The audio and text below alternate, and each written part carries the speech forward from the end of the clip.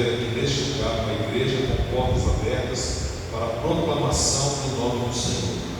Nós clamamos para que este lugar permaneça aberto para a glória do teu maravilhoso nome e que a tua voz seja ouvida neste lugar, a voz do teu Espírito Santo, a voz que mais importa ser ouvida na igreja. E nesta noite nós clamamos outra vez para que o teu Espírito Santo fale profundamente aos nossos corações.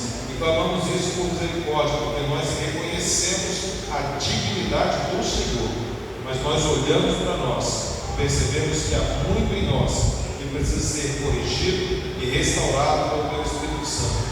Por isso nós te clamamos, ensina-nos através da tua palavra, edifica, Senhor, a tua igreja e glorifique o nome do Senhor Jesus, em nome de quem nós oramos agora.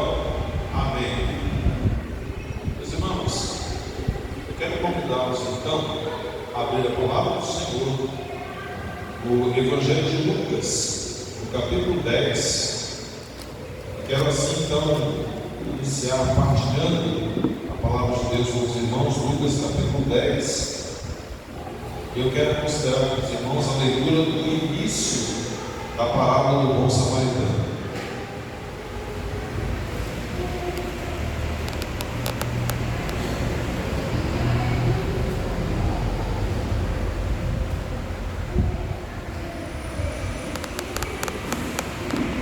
Lucas capítulo 10, a partir do verso 25, nós temos aí a parábola do bom samaritano. E eu quero dizer para os irmãos que a Bíblia ela não foi escrita com essas divisões que nós falamos, Lucas capítulo 10, verso 25 e diante. Mas como é bom que ela esteja assim hoje, que a gente possa achar o texto. Imagina se eu digo para os irmãos o seguinte: vamos ler hoje a parábola do bom samaritano. Tem que ser bom de Bíblia, tem que saber que tem Lucas capítulo 10. E aqui nós temos a seguinte declaração do escritor Lucas, no capítulo 10. E eis que se levantou um certo doutor da lei, tentando e dizendo: Mestre, que farei para herdar a vida eterna? E ele lhe disse: Quem está escrito na lei? Como lês? E respondendo ele, disse: Amarás ao Senhor teu Deus de todo o teu coração, de toda a tua alma, de todas as tuas forças e de todo o teu entendimento, e ao teu próximo como a ti mesmo. E disse: Respondeste bem, faze isso e viverás. Ele, porém, querendo justificar-se a si mesmo, disse a Jesus: E quem é o meu próximo? Os irmãos podem sentar-se.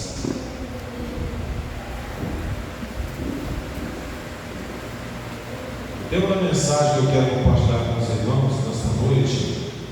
A alteração de nossas crenças muda nosso ser, muda nosso comportamento e muda nossa rotina. Esse é o tema da mensagem desta noite. A alteração de nossas crenças muda nosso ser, muda nosso comportamento e muda a nossa rotina.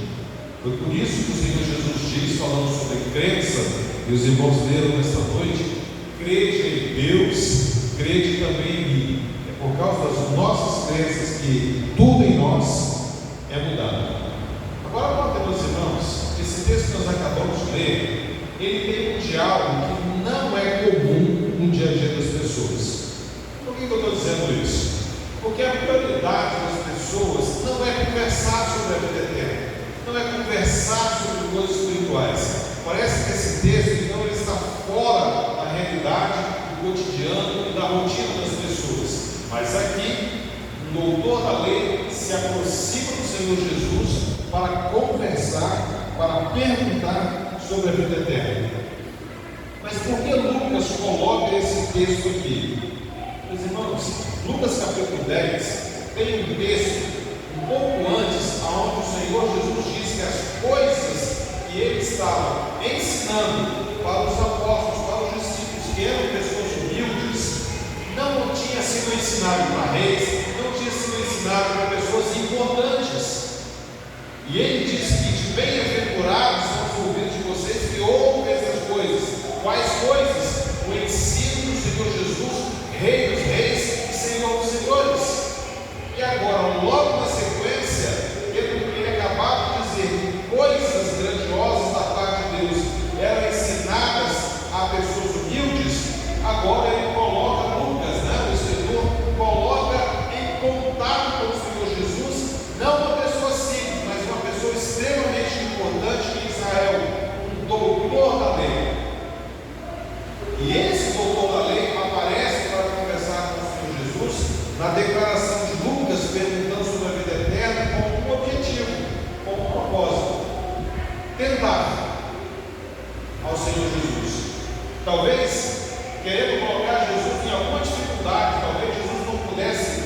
responder com precisão como ter a vida eterna.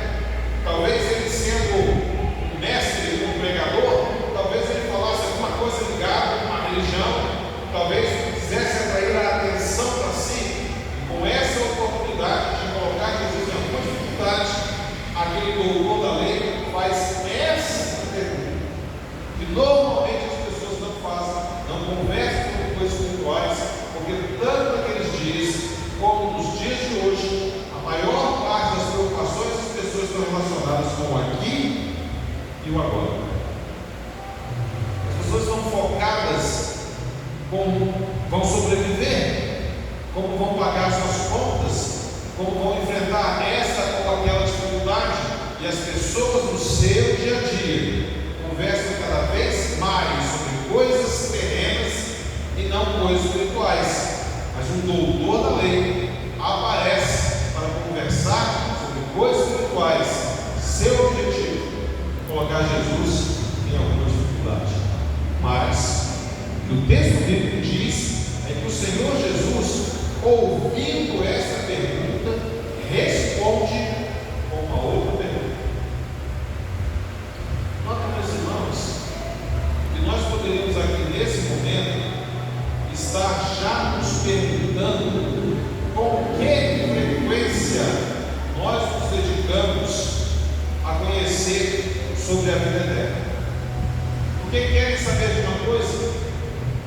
Uma das coisas que mais divide o cristianismo é a doutrina do Espírito Santo e a doutrina da salvação. O cristianismo se divide basicamente nessas duas coisas, por falta de conhecimento, tanto da doutrina da salvação quanto da doutrina do Espírito Santo. E aqui tem alguém conversando sobre a salvação, sobre a vida eterna, mas o que o Senhor Jesus faz uma outra pergunta, e ele pergunta assim: o que diz a lei? Essa é a primeira pergunta que o Senhor Jesus faz. Com isso nós podemos aprender uma coisa: tudo que nós precisamos saber sobre a vida eterna, sobre a salvação, já que o Senhor Jesus faz essa pergunta, o que está escrito na lei, eu e você podemos aprender com isso, que tudo que nós precisamos aprender sobre a salvação, sobre a vida eterna, está onde? Na palavra. Tudo que eu e você precisamos saber sobre a salvação, sobre a vida eterna, está na palavra. E por isso o Senhor Jesus, ao responder o que hei de fazer para herdar a vida eterna, ele pergunta: o que está escrito na lei? Mas ele também pergunta: como você lê? Meus irmãos, é curioso que nós, cristãos, crendo que tudo que precisamos saber sobre a vida eterna esteja na palavra, e nós leiamos tão pouco a palavra. A pergunta do Senhor Jesus não diz respeito só a ler. Ele pergunta assim: como está escrito e como você lê? Mas a pergunta de Jesus, o ler, não diz respeito por simplesmente passar os olhos sobre o texto, mas também ele pode estar perguntando assim: como que você a entende? Como que você interpreta? Meus irmãos, o ministério pastoral do Senhor Jesus e o ministério pastoral dos nossos dias precisa estar focado no ensino da palavra de Deus, numa leitura correta, numa interpretação correta e numa aplicação correta da palavra de Deus. Porque senão, o que nós temos sobre o povo de Deus, quando não é exposição da palavra, são meras distrações. De distração nós podemos ver em qualquer lugar, mas entre nós, nos colocando para aprender, precisamos da palavra, exposição da palavra. E o Senhor Jesus diz: como que você lê? Agora, note que esse diálogo continua. O doutor da lei responde para o Senhor Jesus com precisão. Ele diz assim, verso de número 27: amarás ao Senhor teu Deus de todo o teu coração, de toda a tua alma, de todas as tuas forças, de todo o teu entendimento, e ao teu próximo como a ti mesmo. Essa resposta do doutor da lei ao síntese, ela é o resumo de todas as Escrituras. E esse homem, por ser doutor da lei, ele está citando dois textos da Bíblia no Velho Testamento em particular. Ele está citando um texto onde está escrito essa declaração primeira dele. A resposta dele está em Deuteronômio, capítulo 6, verso número 5. O doutor da lei cita Deuteronômio, capítulo 6, verso número 5 para o Senhor Jesus. Lá está escrito: amarás, pois, o Senhor teu Deus de todo o teu coração, de toda a tua alma e de todas as tuas forças. É isso que está escrito em Deuteronômio, e é isso que ele cita para o Senhor Jesus. Deuteronômio 6, 5. Mas ele também cita Levíticos 19, o verso número 18. Ele cita o trecho do versículo que é escrito assim: não te vingarás, nem guardarás ira contra os filhos do teu povo, mas amarás o teu próximo como a ti mesmo. Eu sou o Senhor. Então o doutor da lei, ele cita Deuteronômio, ele cita Levítico, mas se vocês prestaram atenção, quando eu li Deuteronômio, lá não diz de todo o teu entendimento. Então por que o doutor da lei cita essa expressão de todo o teu entendimento? Esse homem é o doutor da lei, ele sabe que todo o texto a respeito de amar a Deus e amar ao próximo está carregado de uma necessidade de entendimento. Obrigado pela água. Chegou?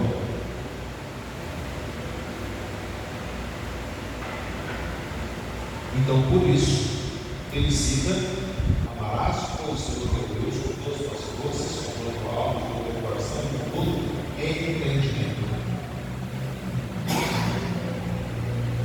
Meus irmãos, você já viu na escola bíblica alguém fez uma pergunta e você não teve que responder? Já aconteceu isso com você? Sim? Quem já foi com medo de responder uma pergunta na escola bíblica? Só uma mão levantou que foi com medo de responder a pergunta na escola bíblica, o resto não tem medo.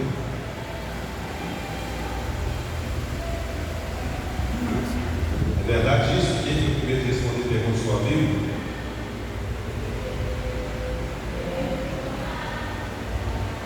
Então, quando o Senhor Jesus faz a pergunta e aquele homem responde, e ele responde de maneira tão correta, tão precisa, o que o Senhor Jesus diz para ele é: respondeste bem. O Senhor Jesus faz uma pergunta, como é que está escrito?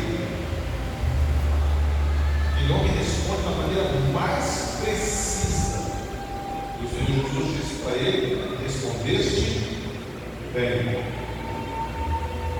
Mas tem um problema. Qual é o problema? O problema, meus irmãos, é que para o Senhor Jesus, a questão não é o que ele e você sabemos de Bíblia decorada. A questão para o Senhor Jesus não é quando eu e você lemos a Bíblia. A questão para o Senhor Jesus não é quando você ora. A questão para o Senhor Jesus não é quando você vem à igreja, quão inteligente você é. A questão não é essa. Se você está com o texto bíblico aberto, no verso 28, o Senhor Jesus diz: respondeste bem. Mas o que tem mais? Fazer isso liberais. Fazer isso. Meus irmãos, as nossas crenças, elas são fortes e elas são verdadeiras à medida que ela transforma o ser, transforma o comportamento e transforma a rotina. A religião que procura transformar a rotina, que procura transformar o comportamento, sem se ocupar da palavra que transforma o ser, ela não pode ser bem servida aos olhos de Deus. Por quê? Porque o questionamento de Cristo aqui é: aquele que ouve as minhas palavras e as pratica, que coloca em prática. E agora, quando o Senhor Jesus faz essa declaração, faz isso, é uma autoridade espiritual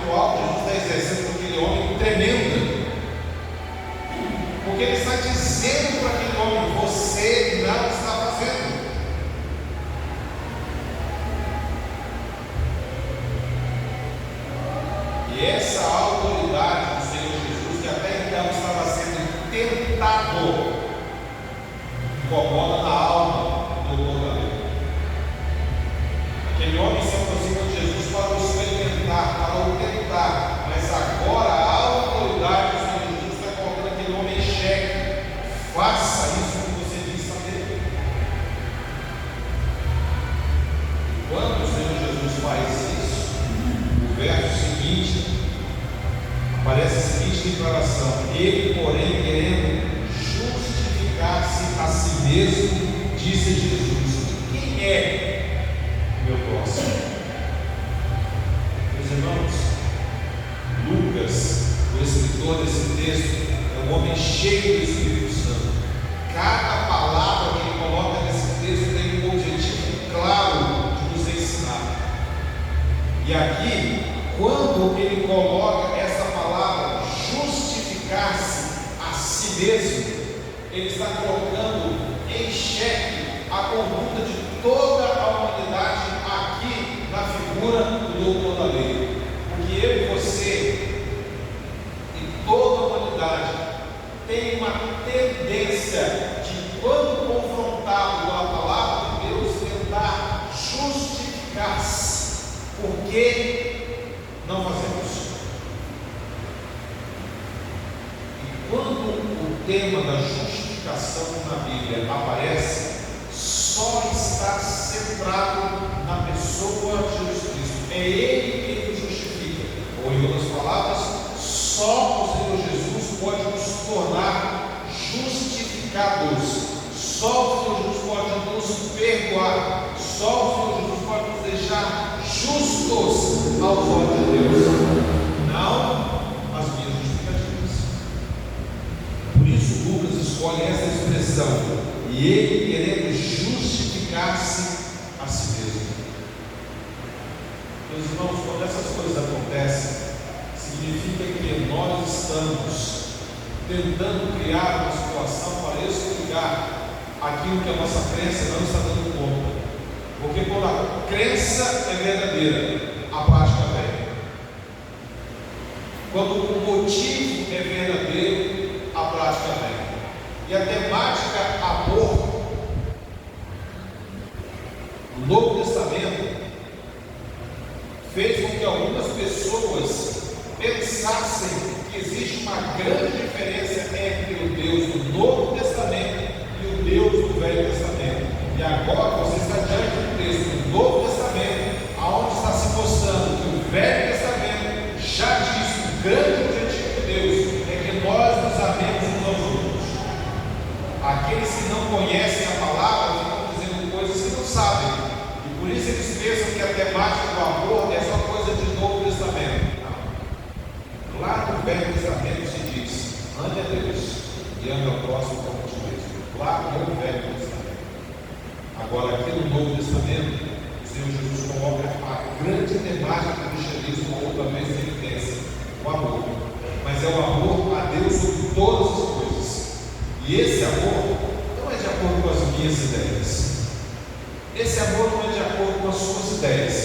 Porque agora o Senhor Jesus vai contar uma história para dizer que aquele homem tinha uma ideia sobre o amor, para mostrar para mim e para você que também nós temos uma ideia sobre o amor. Então ele vai contar a história da parábola do bom samaritano. Na parábola ele envolve duas pessoas religiosas e envolve a nacionalidade de uma. Jesus poderia ter contado a parábola ao invés de citar assim: e passando um sacerdote viu um homem ferido pelo caminho e passou de largo. Passando um levita viu uma pessoa ferida pelo caminho e passou de largo. Jesus poderia ter contado essa parábola de outra maneira. Ele poderia ter contado essa parábola bem assim: e passando um carpinteiro viu uma pessoa caída na estrada e passou de largo. Ele poderia ter contado a história assim: e passando um agricultor viu uma pessoa caída na estrada, necessitada de ajuda e passou de largo. Mas não, ele faz questão de colocar na história dele um sacerdote e um levita. Duas pessoas religiosas que têm uma rotina religiosa, que pressupõe que têm compromissos com a comunidade, têm compromissos com Deus. Jesus faz isso de propósito para ensinar para aquele homem, para ensinar para mim, ensinar para você que pode ser que muitas das nossas rotinas religiosas não glorifiquem a Deus.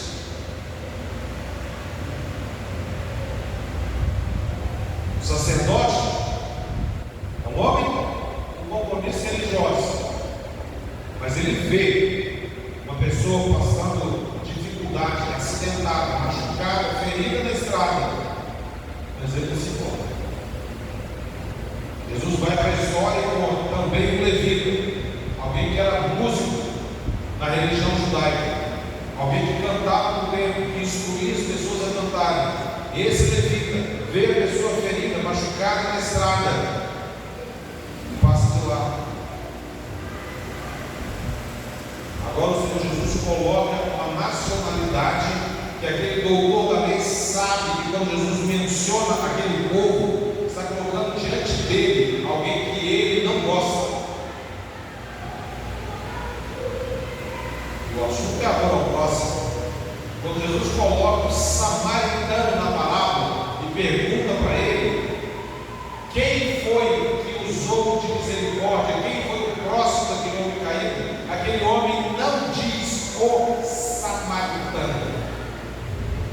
A antipatia daquele doutor da lei, a antipatia dos judeus pelos samaritanos era tão grande que, mesmo ouvindo uma história tão contundente, ele não é capaz de enaltecer o samaritano. Ele não é capaz de dizer foi o samaritano que usou de misericórdia. Ele não diz isso. Ele diz foi aquele que usou de misericórdia, sem querer citar que aquele que usou de misericórdia foi o samaritano ou ele não gosta. Meus irmãos, a nossa estrutura religiosa, ela precisa ser alterada pelas nossas crenças. Às vezes, nós estamos ocupados em produzir eventos para as nossas igrejas. Vocês já viram irmãos que vão a um retiro de comunhão e lá eles brigam? Já viram isso? Crentes que foram para um retiro de comunhão e lá os crentes brigam, discutem, ficam de cara virada no outro. O que tem aí? A alteração da rotina. Fica ele e você levantando, indo trabalhar, fazer os afazeres domésticos. Estamos ali, vindo à igreja aos domingos, durante a semana, nos cultos vários, cumprimentando os irmãos, mas agora a gente quer alterar a rotina. Nós vamos melhorar a nossa comunhão. Então a gente promove um retiro de comunhão. Alterou a rotina. E lá a gente veio. Agora, se a palavra de Deus ela for exposta aonde Jesus diz o seguinte: quando vocês se amarem profundamente uns aos outros, vocês estarão em profunda comunhão comigo, com o Pai e uns aos outros. Com isso, o mundo vai saber que o Pai me criou porque eu estou entre vocês. O doutor da lei conhecia intelectualmente a palavra. O Senhor Jesus desafiou ele a praticar a palavra. E ele quis justificar-se a si mesmo, perguntando quem é o próximo dele. Você quer começar a desenvolver uma nova vida em Cristo? Se aproxime da palavra. Você quer desenvolver maturidade cristã? Se aproxime da palavra. Você quer ter melhor relacionamento com Deus? Se aproxime da palavra. Mas lembre-se, temos que praticar a palavra. Temos que colocar em prática a palavra. Quando o assunto é amor, eu quero dizer para os irmãos que o texto mais conhecido da Bíblia fala de amor. Sim ou não? Qual é o texto mais conhecido da Bíblia? Qual é? Deus amou o mundo. Ah, vocês estão quase aquecendo, sinal que eu estou ouvindo. Qual é o texto mais conhecido da Bíblia? Tal valor que Deus quiser para que todo mundo não pereça, mas tenha vida eterna. Agora é muito melhor se vocês falarem isso todos com a sua voz juntamente comigo. Porque Deus amou o mundo de tal maneira que Deus seu Filho unigênito, para que todo aquele que nele crê não pereça, mas tenha a vida eterna. Esse texto fala de amor. Não é para que eu e você desenvolvamos uma ideia de amor. Um outro texto, no mesmo Evangelho de João, Jesus vai ter um diálogo com Pedro. E pergunta para Pedro assim: Pedro, você me ama? E Pedro respondeu: sim, Senhor, tu sabes que te amo. Então Jesus disse para ele: apacenta as minhas ovelhas. Mas Jesus perguntou outra vez a Pedro: Pedro, você me ama? Sim, Senhor, tu sabes que te amo. Jesus disse para Pedro: apacenta as minhas ovelhas. Jesus perguntou para Pedro 3 vezes, já que 3 vezes tinha negado, Pedro tinha negado Jesus. Agora Jesus pergunta para Pedro 3 vezes: Pedro, você me ama? E agora, pela terceira vez, a resposta não sai no automático, ela sai quebrantada pelo Espírito Santo, coisa que eu e você precisamos ser quebrantados pelo Espírito Santo, para que o nosso amor, revelado pelo Espírito, alcance a Jesus Cristo. E agora Pedro diz: Senhor, tu sabes todas as coisas, o Senhor conhece, porque é isso que agora ele quer dizer para Jesus: o Senhor conhece a minha fraqueza, conhece o meu ser, sabe quem eu sou, sabe o que eu fiz, sabe quem eu serei, tu sabes todas as coisas, tu sabes que eu te amo. Jesus disse para ele: apacenta as minhas ovelhas. E eu queria que você podendo aprender com João 3,16 a respeito do amor de Deus, é que quando Deus ama, Ele faz sacrifício e dá. Que eu queria que você podemos aprender quando nós dizemos que amamos a Deus, nós servimos a Ele na vontade dEle. Pedro, você me ama, apacenta as minhas ovelhas. Meus irmãos, nós precisamos rever as nossas declarações de amor lá na nossa casa. Mês da família, não é isso? Nós vamos rever a declaração de amor lá na nossa casa. É quando a gente diz que ama, mas não ajuda com os afazeres domésticos. É quando a gente diz que ama, mas só quer ser servido. É quando a gente diz que ama, mas as palavras são duras. É quando a gente diz que ama, mas falta cuidado nas pequenas coisas lá na nossa casa. Esse pessoal que está bem próximo de nós, cônjuge, filhos, sobrinhos, tios, família, está esperando a revelação do nosso amor. Não com as minhas ideias de amor, mas com cuidado, com serviço, não apenas com palavras. O autor, as 5 linguagens do amor, ele diz que existem 5 linguagens do amor, mas na Bíblia, a ideia central de amor é cuidado. Deus tem cuidado de nós, e por isso Ele enviou o seu Filho para a nossa salvação. É serviço. E por isso Jesus chama Pedro ao serviço. Como está a sua dedicação na sua rotina à palavra de Deus? Eu encerro a minha palavra nesta noite, lembrando os irmãos que Lucas capítulo 10 tem a história de Marta e de Maria. Mesmo capítulo 10, Marta recebeu a Jesus em sua casa, estava lá preparando o almoço para Jesus, cuidando da casa para que o almoço ficasse todo em ordem. Era a sua forma de declarar amor. Mas chega um momento que Marta se incomoda com Maria, que Maria, ao invés de estar ajudando a fazer as coisas da casa para receber bem a Jesus, ela está lá aos pés de Jesus, ouvindo que Jesus está ensinando. E ela fala para Jesus: Senhor, o Senhor não está incomodado não que eu esteja trabalhando sozinha e que Maria esteja aí?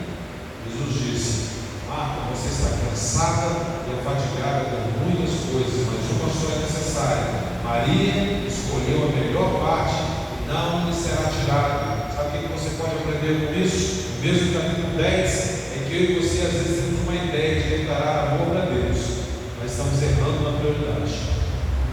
Não há nada de errado que Marta está fazendo, preparando um ambiente para receber bem Jesus. Mas coisa melhor é quando você se coloca aos pés de Deus para ouvir a sua palavra e colocar em prática tudo aquilo que Ele tem para te ensinar. A questão pode não ser o seu amor, pode ser apenas a questão da sua prioridade. Quando acabar o culto dessa noite, o que vai ser a sua prioridade? Como vai ser a sua rotina? Na sua declaração de amor, na declaração de amor das pessoas da sua vida? Qual será a prioridade? Qual será a prioridade dos membros dessa igreja na declaração de amor por este lugar? Qual será a prioridade? Penso que nós precisamos de ajuda do Espírito Santo para que nós possamos sempre acertar na prioridade de amar a Deus sobre todas as coisas, aprendendo e colocando em prática. E que também nós possamos colocar em prática o amor e o cuidado dos outros. Que Deus nos abençoe em Cristo Jesus. Vamos pedir a ajuda do Espírito Santo. Vamos falar com Deus. Pai amado, nós temos ouvido a tua palavra nesta noite como palavra de Deus, como palavra do Senhor sobre a nossa vida. Mas nós te pedimos que mais do que ter alcançado entendimento intelectual da tua palavra, o teu Espírito transforme todo o nosso ser, que nós sejamos mais do que ouvintes, mas também ouvintes e praticantes da tua palavra.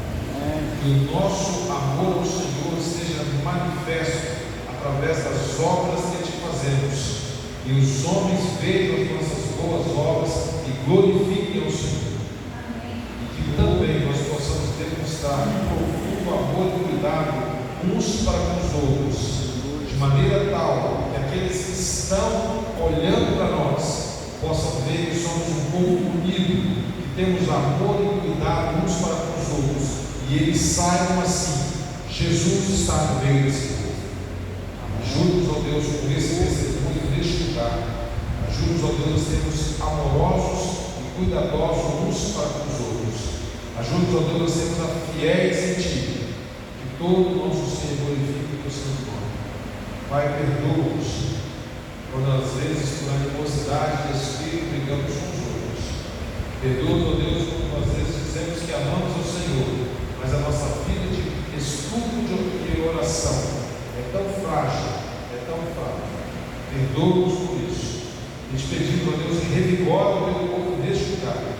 Fortaleça, Senhor, as mãos do teu povo que sustentam a obra deste lugar. Que os desafios que aqui estão colocados diante do teu povo, sucessão pastoral, salvação de almas, pregação do Evangelho, a estruturação deste templo, uma casa de louvor e de oração do teu santo nome, tudo isso aconteça para a glória do teu maravilhoso nome. Nós falamos, meu Deus, neste tempo, neste culto, pelo povo que está lá padecendo no Rio Grande do Sul, pelas chuvas. Mas nós temos crido que o Senhor é o Pai da chuva, como está escrito no livro de Jó. E por isso nós clamamos que a tua mão poderosa, por graça e misericórdia, faça com que a chuva que o Senhor enviou agora cesse. E eles possam, meu Deus, ver o milagre do Senhor, possam se prostrar diante da autoridade do nome do Senhor Jesus, possam se desviar dos maus caminhos, possam adorar o Senhor, que as vidas sejam restauradas, que a pregação do Evangelho cresça nesse estado, e ali também se proclame que só o Senhor é Deus, só o Senhor é digno do louvor, da honra e da glória. Então, meu Deus, clamamos pela obra do teu Espírito Santo através do Brasil, para que essa nação se desvie da idolatria e se volte inteiramente para Cristo. Nós clamamos assim a tua bênção sobre aqueles que não te conhecem e clamamos a tua bênção sobre os que te conhecem. Que o amor de Deus Pai, a graça maravilhosa do Senhor Jesus e a consolação do Espírito Santo do Senhor seja com essa igreja e com o teu povo espalhado sobre toda a face da terra, desde agora